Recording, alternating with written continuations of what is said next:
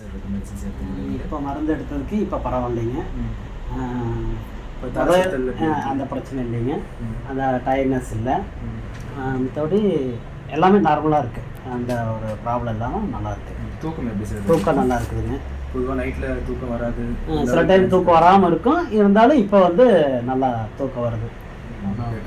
ஆமாம், என்ன medicine changes நல்லா கொஞ்சம் தெரியுது, நல்லாவே தெரியுது.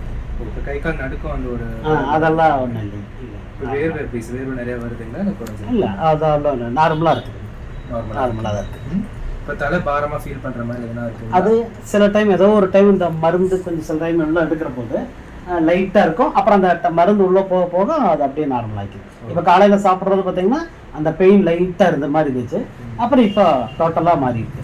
மாறி பின் தலை வலிக்குது அப்படிங்கிறது அதெல்லாம் ஒன்று இல்லை. அதான் அந்த மருந்து, இந்த மருந்து சாப்பிட்றது ஒரு 5 நிமிஷம் ஒரு 2 நிமிஷம் சுறுசுறு நெரும்பு கடிக்கிற மாதிரி இருக்குங்க.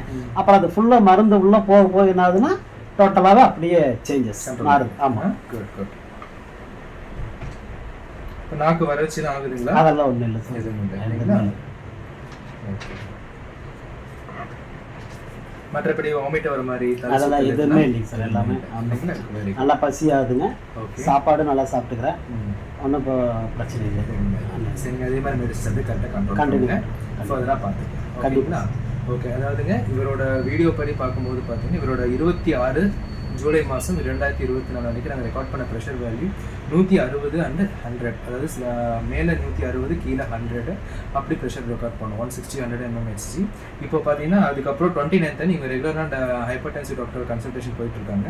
அப்போ பார்க்கும்போது 144 and 94 வந்துட்டு ப்ரெஷர் கண்ட்ரோல் ஆகும். பிகாஸ் அந்த டைமில் இவங்க மெடிசன்ஸ் கண்டினியூவாக எடுத்திருக்காங்க. அட் த சேம் டைம் இன்னைக்கு அப் டு டேட், அதாவது 1/8/2024 இன்னைக்கு ரெக்கார்ட் பண்ணும்போது ப்ரெஷரோட வேல்யூ எவ்வளோனா 130 and 90 நியர் டு நார்மல் இவங்க வந்துட்டு இருக்காங்க.